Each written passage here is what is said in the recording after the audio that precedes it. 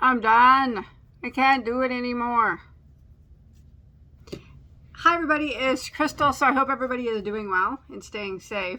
So today I just want to do a little video discussing crochet or knitting burnout. You lose your CroJo, or I don't knit, but it's called something when knitters lose their, you just lose the drive or the want or the motivation to want to crochet or knit, knitters included.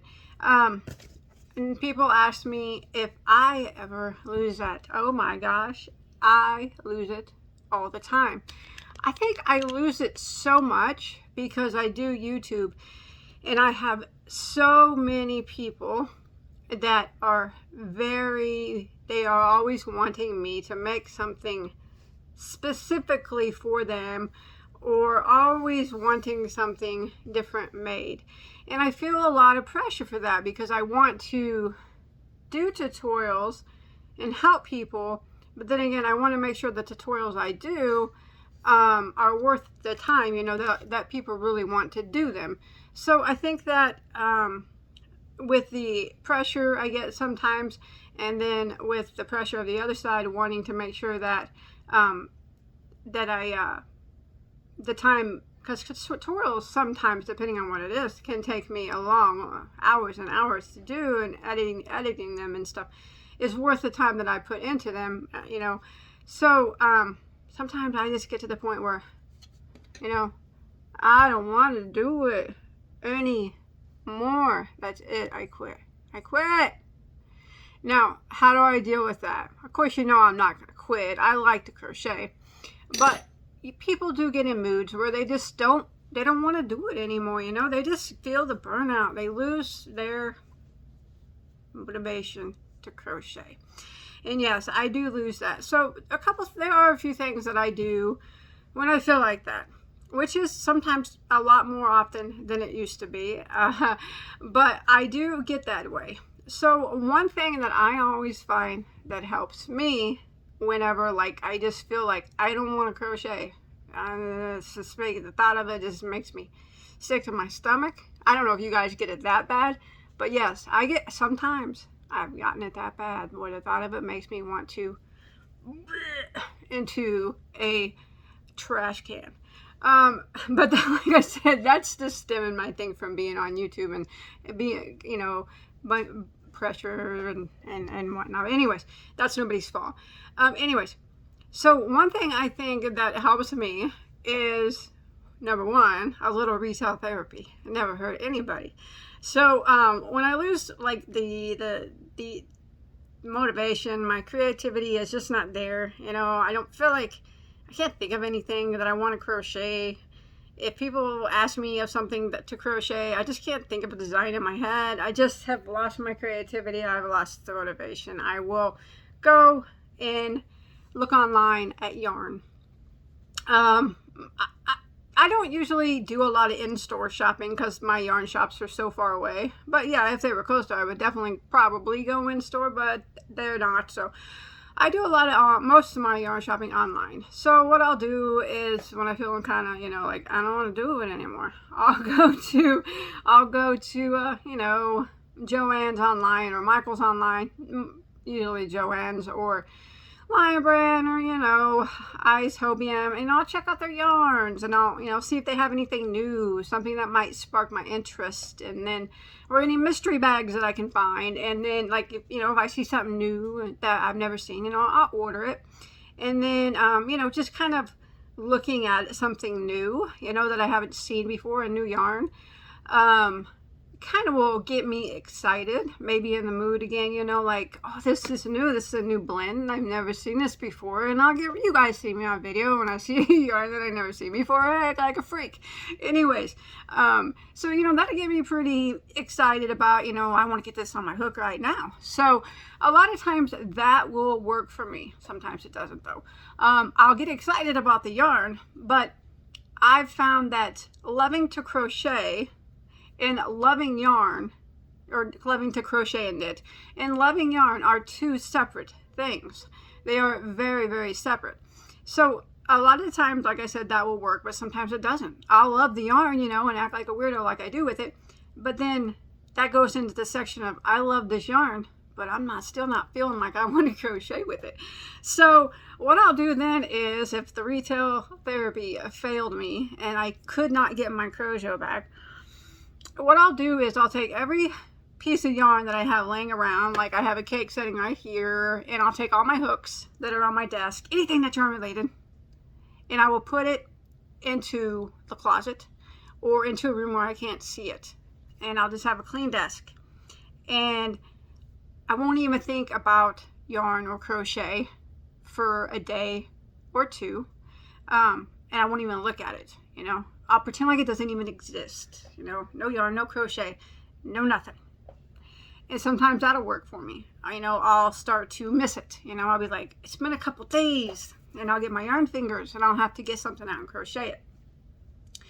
And then sometimes, you know, I won't take everything off my desk. That's like the hard, you know, that's like when I got it bad. I'll just remove everything from my site. I'll be like, I don't even want to see it. Get away from me. I don't even want to see it. That's the bad CroJo, where the time that I feel like I want to vomit in the bag and I never want to do it again. That's when I put everything away. But like I said, after a couple days, you know, I'll start feeling like, you know, I haven't seen yarn or any hooks in a while laying around. I better grab some out and see what I can come up with. But other times I can leave it laying around on my desk, and, you know, I'll just take like a break for a day from crocheting, and I'll watch one of my favorite series, you know, Dexter maybe, or, you know, something like that, just to take my mind off crocheting.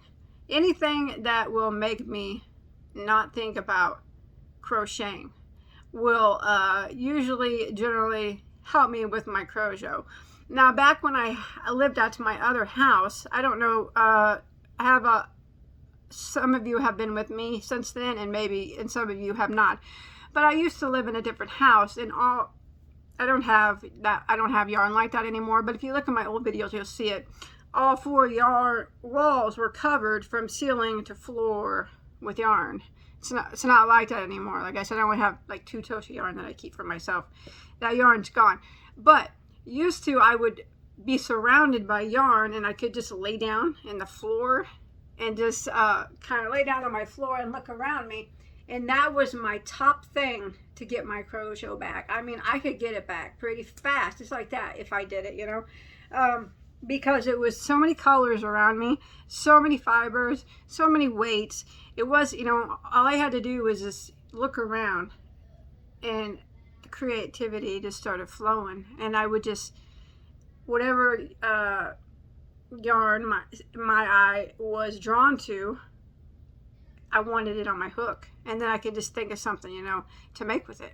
And I know a lot of people have yarn like that, or they have big totes like that.